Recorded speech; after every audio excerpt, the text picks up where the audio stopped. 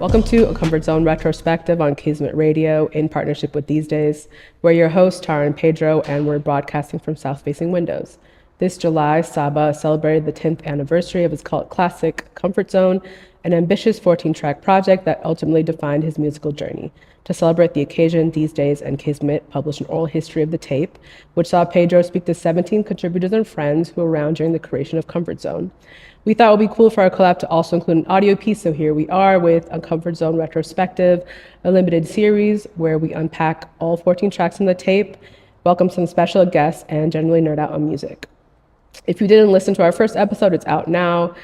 Pedro and I discuss the oral history and break down our favorite songs and lyrics and discuss Comfort Zone's legacy. How are you doing, Pedro? I'm doing good. I'm excited. Yeah, you should be excited. I just asked you if you were excited and you laughed, so I you take put that me on as the spot. affirmation. You put me on the spot. How did you feel after the first episode? I felt good. You know, we were finding our rhythm. Yeah. But I feel like we balance each other out well. So, you know, I think it's going well. Yeah, building that chemistry as we go. Yes, indeed. Okay, first up is the opening track for Comfort Zone. This is TimeZone. All the kids I graduated with, waiting for my major hit. Disregard my shows until I'm main event. Till I stadium, I'ma stay burnt. Staying in, fuck, I'ma go out. Go, fuck if you ain't bout shows. I just pop the pill, feeling disappear. Feeling like the motherfucking golden. I'm about to look the game like I'm game. Ain't no vibes till it's dry. I'm alive and I know it make it bleed. If I wrote it, I know I've been on Adderall too long, cause it's feeling like the same. Hourglass, sandal pads that look like the same. Okay, so in the last episode, you categorized TimeZone as your best slow burn. So I think that now is the time to unpack that further, honestly. Yeah, I think I kind of spoke to this last time, but it just, in my head, I guess, I had a different version of what the intro was going to be. What do you mean? I think TimeZone is a way better intro for new listeners of Saba, whereas like people that had been following before, and this might just be my perception, like a Burnout would have been something that played more to But the that's themes. so obvious, I think. I know, that's why. Yeah. That's why. Damn, Pedro going for the obvious. I'm man enough to admit that I was at fault, because honestly the song has grown a lot since then on me, and I think like as we dive into it, we'll talk about all these different really cool things that he was doing with this song that at the time, you know, sometimes like you said, like fans can be really obtuse about what they want out of an artist, and I think that was what was happening to me at the moment. You can't blame yourself too much. Thanks. This was 10 years ago.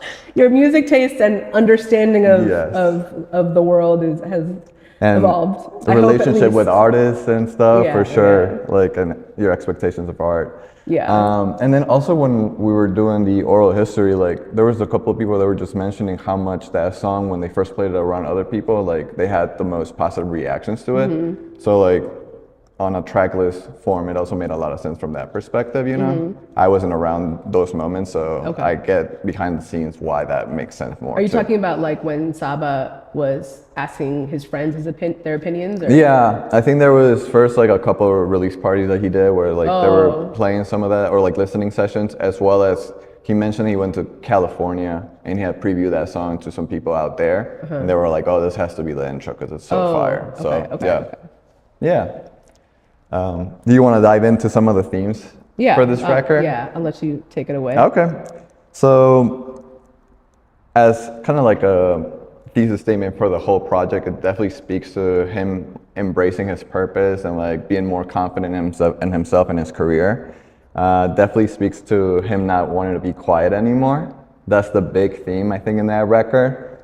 There's like a little sub-theme that's really funny to me regarding Adderall and Adderall usage. I feel like Saba has, one of the cool things about Saba is that you can, if you follow his career, you can trace like different personal developments in his life in different like eras and things that he's thinking about at that time. And I think Adderall was definitely like something as a college student, you know, trying to manage a music career on the side. He was definitely, you know, in need of some Adderall. And I don't know how much you listen to Get Comfortable, but there's a song in there called Adderall, which is basically him talking about. I've heard it, but not to the same degree. Yeah. It's, I was revisiting just because of this song. Like, I don't go back to Get Comfortable as much as I think I should. But it was really funny he has a whole song about him using Adderall and sleeping maybe 7 hours in a whole week. Like, that can't be. And also Red Bull. Yeah, too, yeah. right? Yeah, well, then he's like, Red Bull's not doing it for me anymore. And then TimeZone, he's like, this feels like Adderall's wearing off and it's not working on me. So, you see that again, like his real life and how he's doing stuff and at a young age, So it's really funny. For you, were any other themes or kind of like connections to the themes that you could recognize on that record? I think it's just like that general theme of time. And kind of just like, I think it's interesting, like Saba's just saying, I'm on my own time. And like as a young person, I don't remember ever feeling like that. Maybe not thinking about it, but also not being, it just never felt like time was really mine in the same way. Like, it took him, wasn't it like 4 years between Get Comfortable and Comfort Zone, or it was a while? Well, 2 years, I think, but he had been working on Comfort Zone for a while. Okay, yeah. So I don't know. I just never really had this concept of like time being mine and like thinking about, now as I'm older, it's like, it always feels like, oh, there's not enough time. But when I was younger, you don't really think about time that way, even though it's also fucking made up. Yeah. That's a really good point, because that's something that I've always been impressed about him, that he's been really, maybe not patient, but like responsible with his time and saying like, I'd rather dedicate enough time to my art so it's where I want it to be, rather when people try to rush stuff. And I think that's even like to this day, people are asking him to drop that collab with No ID already. It's like, I know that he's just trying to like make the best piece of art that he knows he can make, and he's not rushing it, which is really cool and like very mature of him too. Yeah, I feel like Saba's always been an old soul, so I don't know. I think like it's also interesting. He was 10 years ago. He was 20 when he put this out. I think like that concept of time is like something you always grapple with, like your whole life. So even like now, as I'm thinking about it 10 years after it came out, and like what I thought about it then and what I think about it now, it's just like, my view on time and like the things that I want to do in that time has changed so much. So, I think it's like, I don't know, for him to be like, that's how I feel now about my life. I'm on my own time. But like, I finally feel that way. But so for him to feel that way 10 years ago, 10 plus years ago, when he wrote it, is like, that's crazy. Yeah, and it's a really cool songwriting element that he does in this song too. Like, he starts the first chorus asking these questions around, like, who do you want to be like? Who do you picture you as? And he's asking himself that. And then there's ad-libs that just kind of repeat those questions at the beginning. At the end of the song, when he's doing the chorus again, the ad-libs change to like him being more like with conviction, saying like, oh, it's gonna be my time, or I'm gonna do. Like he's starting to believe himself. Yeah, it's like never gonna fail. I'm gonna be rich by the end of the year. He's making these like proclamations, which is really cool. Seeing what we're talking about like in song form and how he kind of like makes that happen, little subtle ways, as well as like the big picture of the record, which is really sick. Yeah. Did you want to talk about some of the musical elements? Yeah, let's dig into some of the musical elements. Is there anything from the oral history that grabbed your attention? I think it's just that idea of like, it's the time.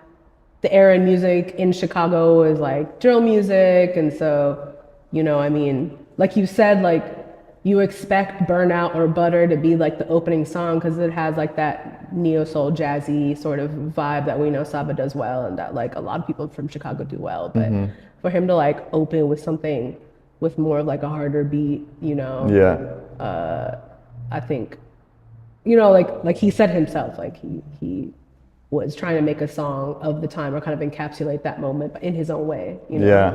Yeah, and I think it's really cool, like a little bit of background on this record.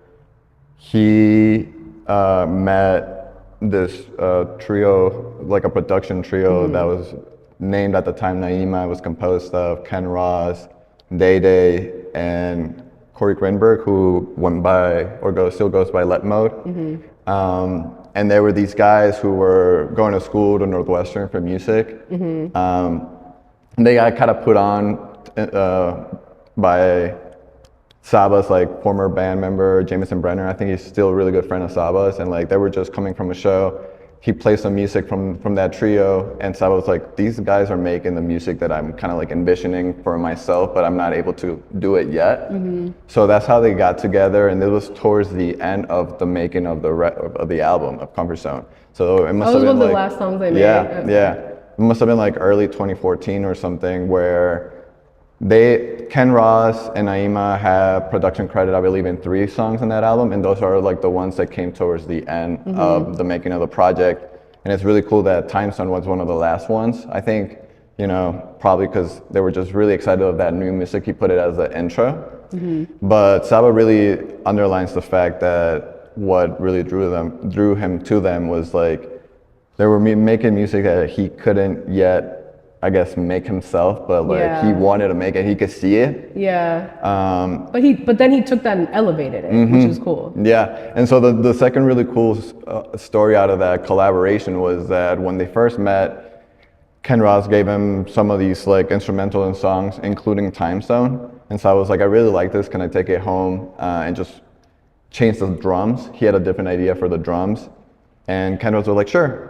And No, but he was kind of like, I guess. Like, he wasn't just like, oh yeah, for sure, I can't wait to hear it. Yeah. He was like, I mean, like, what are you gonna send back? It can't be any better than what I had. Low key, I'm sorry. Like, well, I think he was just like, you know, Ken Ross, I don't think he saw the vision yet. But then he talked about like he was so impressed that the next day Saba sent it with like all the reference with like the drums and I think a little bit of the melody and like the rapping that he was trying to make. And he was like, how did this kid do it in a day? And like they all got back together, like him, Day and Lemon, and they were just like, wow, this kid.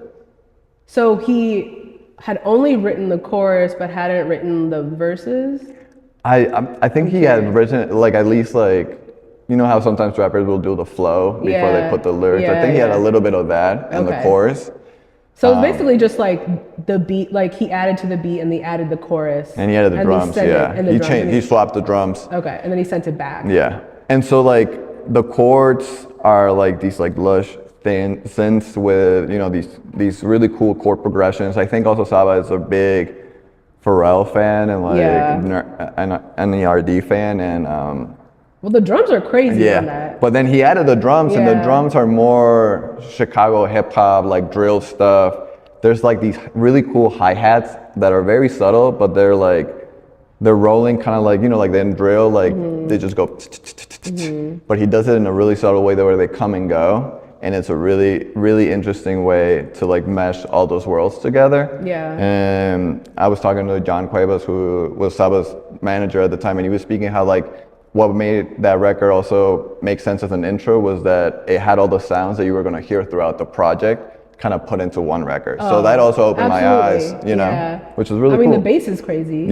You know, and like, I think that, you know, and then like in the oral history, Saba talks about how he was mumbling, and that was not because he was mumble rapping, but because he was in the basement, right? And his mom was there or some shit, it was late, whatever, but when I did the interviews for the oral history, I talked to Big Wiz, who was a mentor of Saba's at the time, and he was telling me that Saba was doing the mumbling because, you know, he was trying to show how you could do that while still rapping raps. And then I brought that up to Saba, and Saba was saying basically that he's like, no, it wasn't like, you know, a creative direction. It was more so like my mom was sleeping upstairs, I couldn't make a lot of noise, which it's endearing also, you know, you don't get to hear so many of these like stories before people like get big or are able to do this on like professional studios, like what the real hustle and what the real sacrifices and how art can sometimes come from all those things, you know. So cool and very endearing. Like creative choices in the end sometimes are out of necessity, not of you know.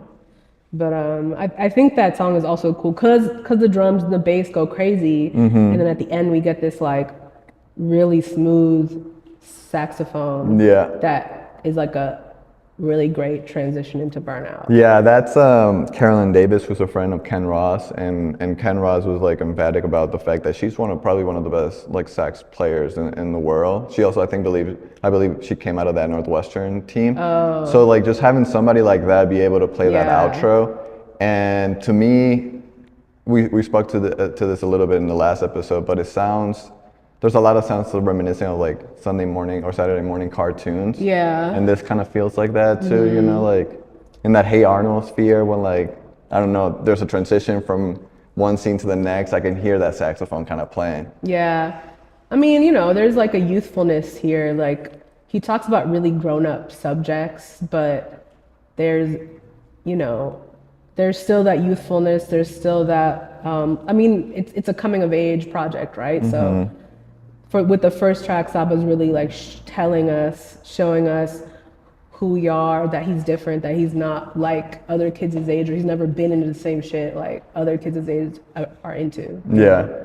So I think like, I don't know, I think he just does a really good job of like, I mean, being believable, you know, like I feel like young people often talk about sometimes, or not often, but sometimes talk about things that like are outside of their purview, or like I'm just like, why would you be talking about that? I don't believe that you know anything about that. But it's like he kind of like toes the line between like having to be like being a kid, but also like having to grow up because of like the circumstances of being in Chicago and like his life and where he lives and like, you know, all that kind of stuff. Yeah, and I think it's part like, you know, he's introverted, but he's also very much introspective. Yeah. And you can see it again in like his songs, like he's constantly questioning himself and like who he is as a person and stuff, while also having to manifest himself as like the greatest rapper, you know, because if you're gonna be a rapper, you have to have that mentality. So he's balancing those things, and he does a really good job of you know, showing you the person, but also that he can really rap. Yeah.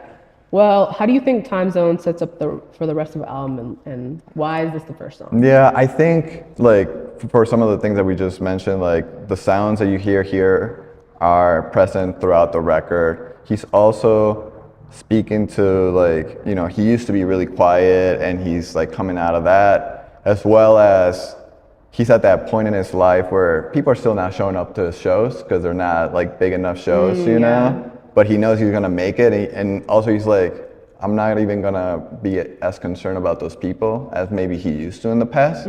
So he's really setting up this like, this way of like, getting out of that comfort zone. Yeah. So it's really cool. Yeah. In the oral history, Jake Caves was, I mean, he said, he's saying real stuff about his future, our future, you know?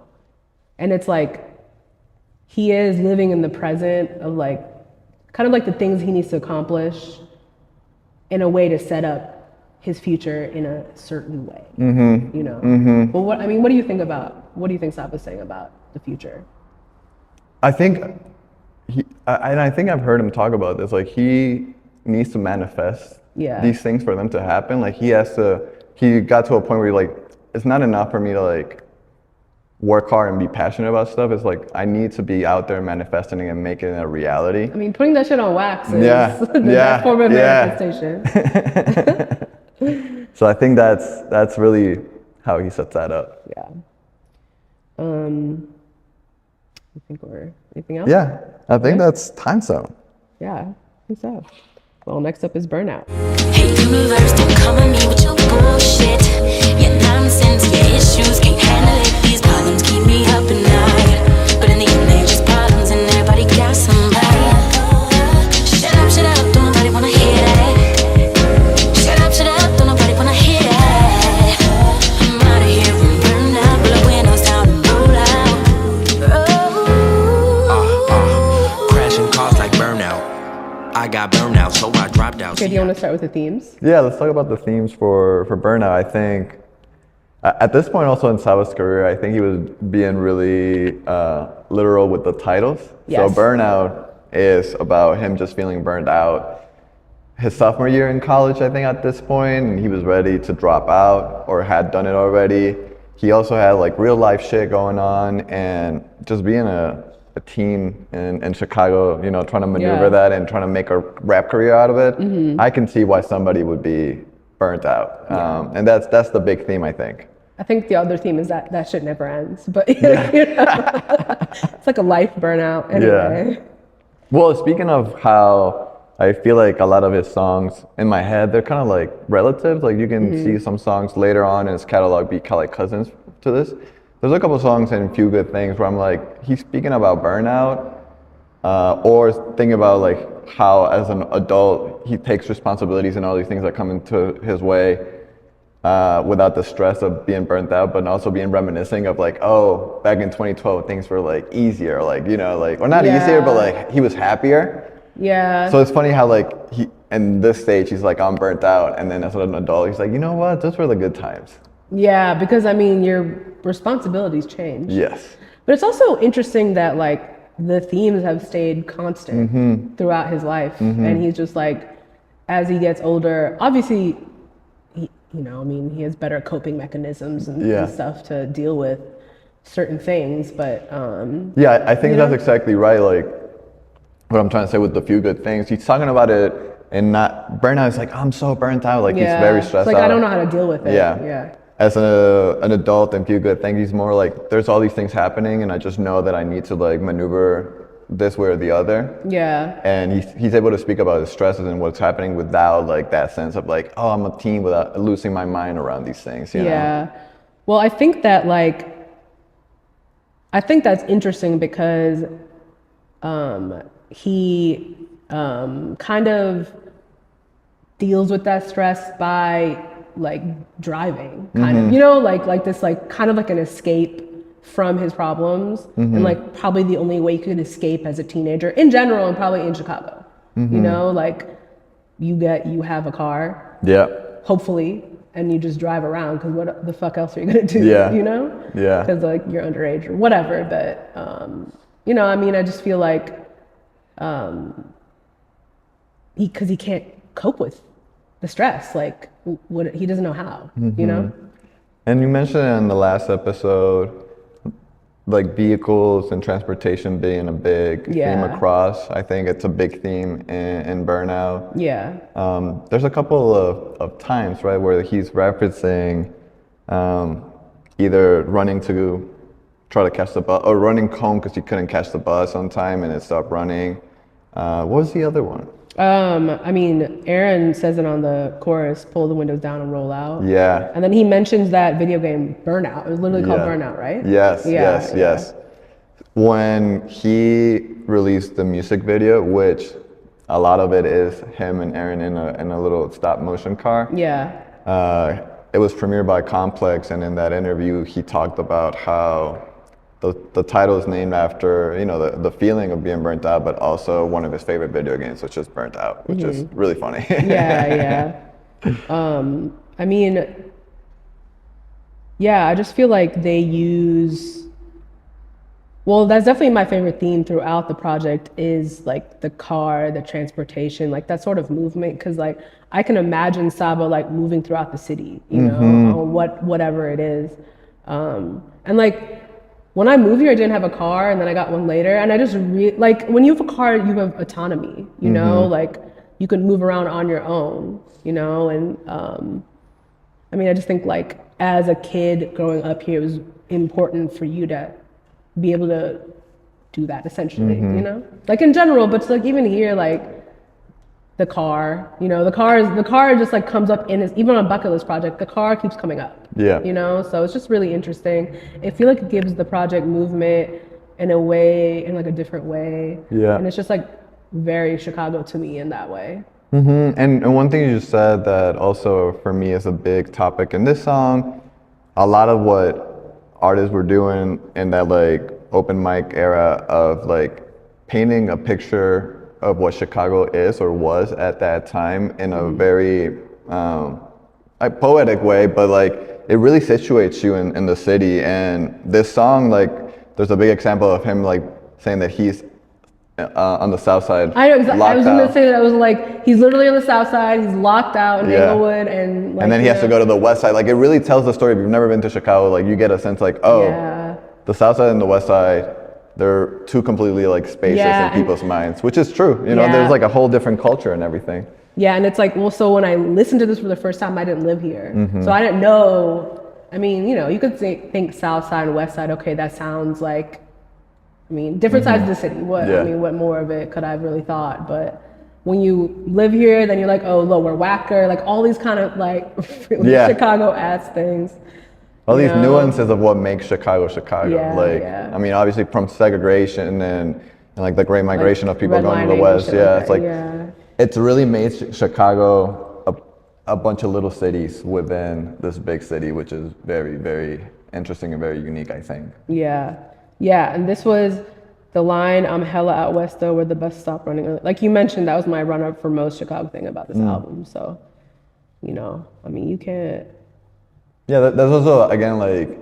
It's very nuanced. Nuance, and it hits on a layer of like, if you've never been to Chicago, you can get it. But if you're a kid from Chicago, you're like, wow, that's really my lived experience, which if there's a reason why Saba has so many hardcore fans, I think it's because he's able to connect with everybody, not just in Chicago, but like specifically kids from Chicago, like at such a core level, with stories that they've seen and witnessed. So yeah, really able to capture like the essence of what it is to grow up here. Yeah. Regardless of like West Side, South Side, like, just swap it, Yeah. Maybe a South Side kid got stuck on the West Side, shit. Like yeah. It's really on a more humorous side. I think this happens with every artist catalog, especially if you have such a long tenure, but some of the lyrics can be really, really dated. Yeah. And the one that stood out to me here was the reference to like Cat Stacks, like a Cat Stacks being on your backstage. That's only like, if you're around 2010, 2015, you have an idea of who she is, and like the line makes a lot of sense. But I can't imagine somebody like a kid now being like, oh yeah, Cat Stacks. I know on Genius, he did like an official whatever annotation. Yeah. And he was like, yeah, there be hella Tatianas, which is also Genius. Another Backstage. I'm like, that's funny as fuck. That comment was like 10 years old. Yeah, and it's I'm grateful that I'm not a public persona, because again, Sam and I are the same age. Yeah. And he was posting that type of like annotations on Genius at the same time that I was posting random wild shit on Facebook, and at least I could go back and delete my Facebook post from like 10 years ago when I was a teenager. But now if fans want to go see what Saba was thinking at the moment, that's what they get, which is really funny. Do you want to talk about some of the musical elements in this song? Yeah, I think this is a very pop record for Saba. I think, again, throughout this album, he's really trying to push his boundaries, his sonic boundaries, and trying to make what an album would sound like if he had like all the resources. So he was just pushing himself, pushing the people around him. And through the Harold Washington Library program, U Media, he met this kid named Justin Jackson. And Justin's from the South Side and would often travel all the way to Saba's basement on the West Side or to the heart of the city studios to like just play around with the piano and see how we can help Saba. And one of the melodies that he kind of made was this melody on Burnout, which is, again, very light, very youthful, very full of like hope, I think, which creates an interesting contrast with the lyrics and the feelings of Burnout, because the song itself sounds very hopeful. But I think there's like a glimmer of hope, or he's searching for the hope, or he's trying to look past what he's dealing with to find the hope, but it's not there yet. And the instrumental helps with that like glimmer of hope. Yeah. Because he's talking about, again, some heavy shit on this song. I mean, but he says, wake up every day feeling good. That's towards the end, though. Yeah. Oh, that is towards the end. Yeah. You're right. Yeah. Oh, I see. So there's like again, in the first song, he's like trying to talk himself into something. He's trying to talk himself into, Yeah. And this is another record, I think, where it's still very pop, but he doesn't lose like those, hip hop elements, and there's like that clapping. There's a soulful, the soulfulness aspect. And he met Aaron Allen Kane and she made that song, and she's one of the most, I think, powerful voices that we have. Like, Yeah, that was is this the song that's your favorite? Yeah. Guest feature. Favorite song and favorite guest feature for sure. Wow. She really, like, Yeah. even the songwriting, because she wrote the chorus, and just the way, it's so impressive to me that there's all these artists at that time, they're just up and comers, and they're trying to find themselves, like, the confidence of, like, I'm good at this, but you hear it, I'm like, this is, There's raw talent. It's yeah, just this raw is one of the talent. most amazing vocalists Yeah. that, I think there's in our generation. There's a reason why Prince was, like, mentoring her towards the end of his life, which is really cool. But I also think that transition towards the end when he starts saying everything. What was it? Wake up every day feeling. Yeah. Yeah. At Which the is end my when he's best line, my runner-up for best line. Because that's like such a, I don't know. and I believe they kind of started playing with that on the live shows, but a Yeah. very genius move of having that transition into Butter, so Oh, then yeah, like yeah, yeah. that's when like you're going from that kind of like down feeling into like a feeling of exuberance and just feeling good. And Wake up every day feeling good is like a mantra. Yeah. It's like something you write on a fucking post-it and put on your Yeah. mirror, And I think it's very telling of, again, Saba being able to show a full, comprehensive view of his world. There's going to be days where he's down, and there's going to be days where he's feeling really good. Yeah. And the way that he's able to just play with that and like show us is something that an 18-year-old or 20-year-old shouldn't be able to do at this level, I guess, in my head. I really agree. I don't think so. Definitely before his time. Yeah, and Sonically, mentally, like. I think we've been talking about this, but I really love the hook. It sounds like a top 40 hook, but I actually have 2 fun trivia items about this song. The first one being that Saba and Aaron met before actually formally meeting as collaborators.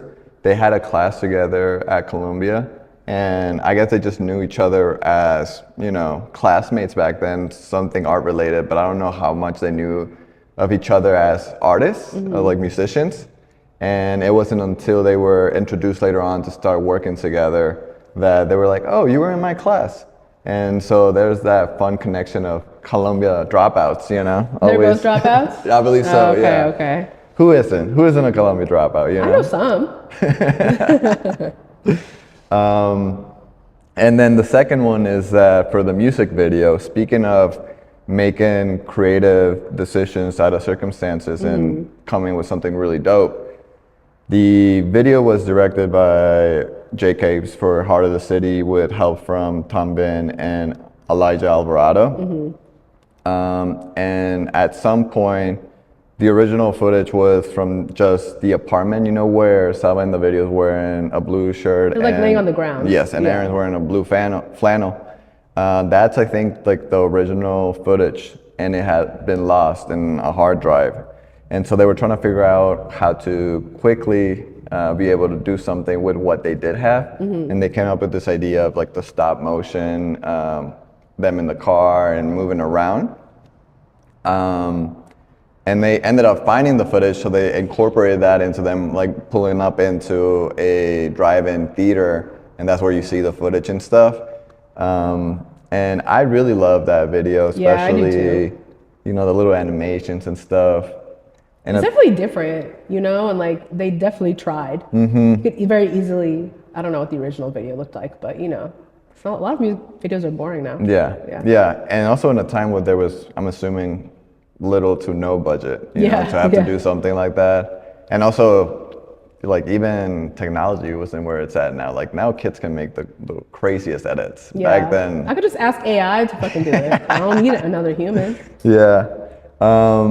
And another smaller trivia from that bigger trivia, at the end of that video, it's like supposed to be a dream sequence, the whole video, and there's 2 kids playing with car toys. Those 2 kids actually reappear in the Pibba Gang Hero video. Oh. At the beginning of the video, they're going into this comic book store and they're buying the Pibba Gang comic. It's the same two kids that years before were playing with the cars. Yeah. So there's a Easter eggs. yeah, there's a Pibba Gang multiverse out there going on. Ooh, multiverse. I like that. Okay, well, the last song for today is Butter. Wake up every day feeling good.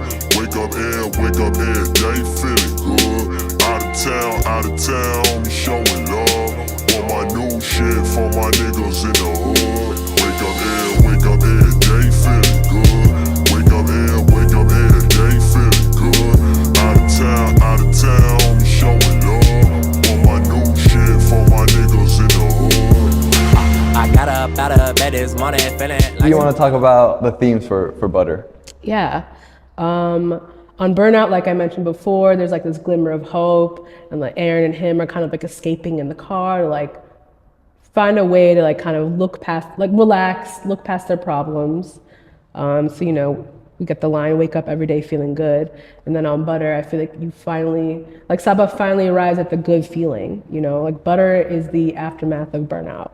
Saba raps, I got out of bed this morning feeling like some butter. I mean, who doesn't want to get out of bed feeling like butter, you know, like life feels livable, shit is smooth, you know? So I think it's just like this, we're sort of like seeing, again, like I mentioned before, like we're seeing him like have this feeling and then like talk himself into this feeling, right? Like with TimeZone, you know, he's like, I'm on me time, you know, I'm about to be the GOAT, like all this shit. And he's saying kind of like tentatively, like talking himself into, in the end, he feels it, you know, like in Burnout, like clearly he's burnt out, but he's like trying to see, you know, past whatever shit he's dealing with and like arrive at this good feeling. Like we get there, you know, so.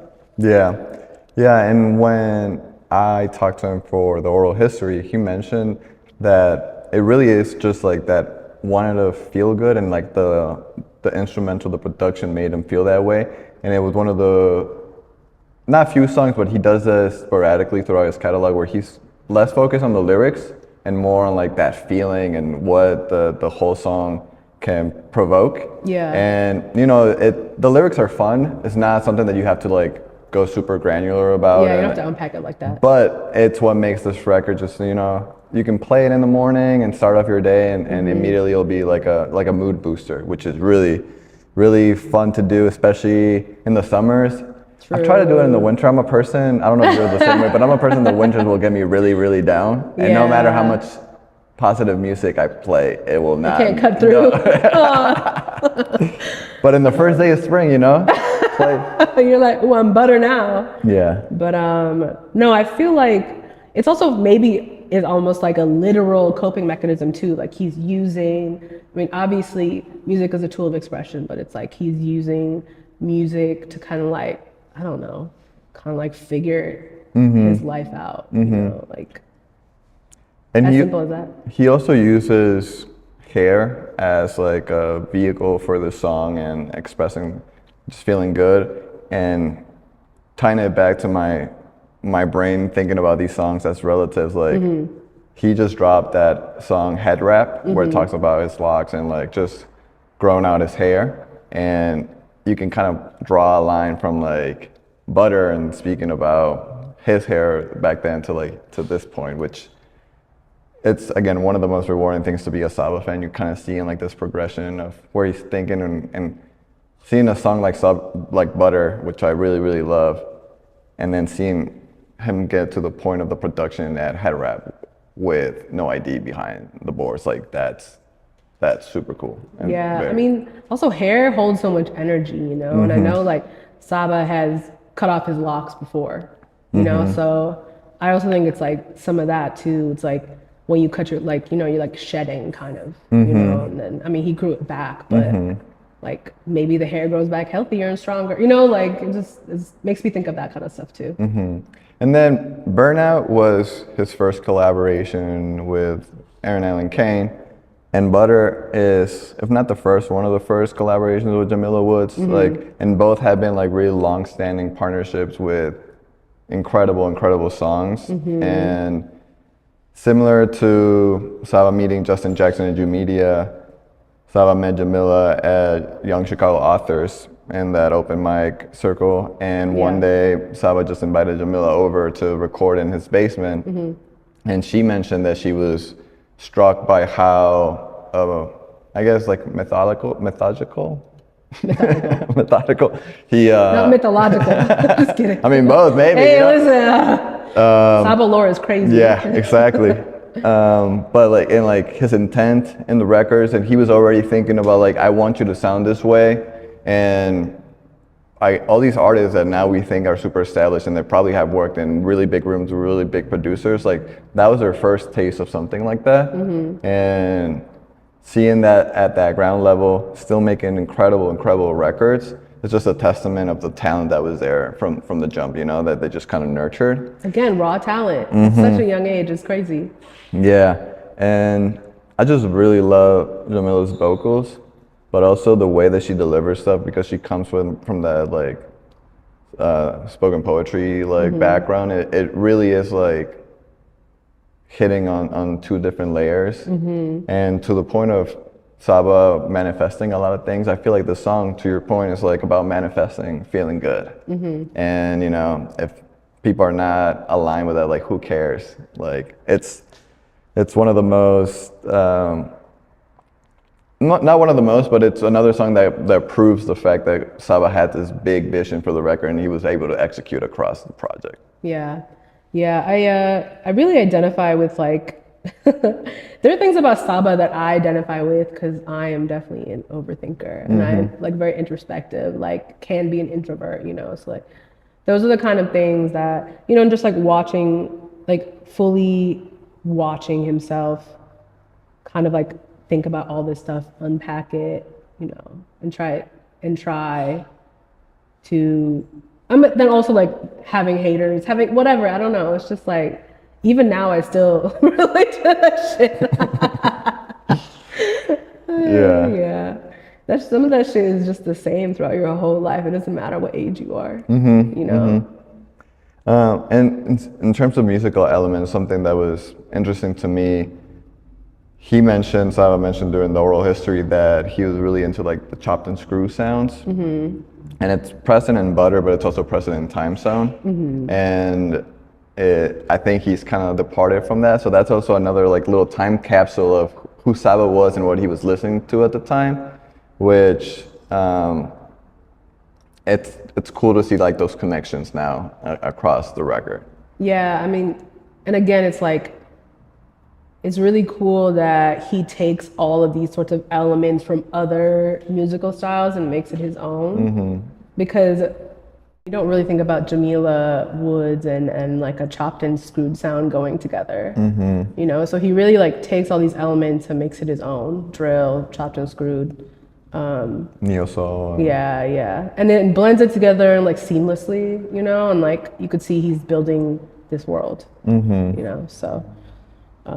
Yeah, on top of being a great rapper, he has a great ear as a producer too, and a vision for what he wants his sound world to feel and look like. And sound. Yeah. And the way he collaborates with people is also really cool. You know, I mean, even that like Ken Ross story, you know, it's just really cool to see like how he's building community and how he's working with these producers and impressing them. But like just like taking what is theirs and like building on top of it, and just like how collaborative like everything on this project is.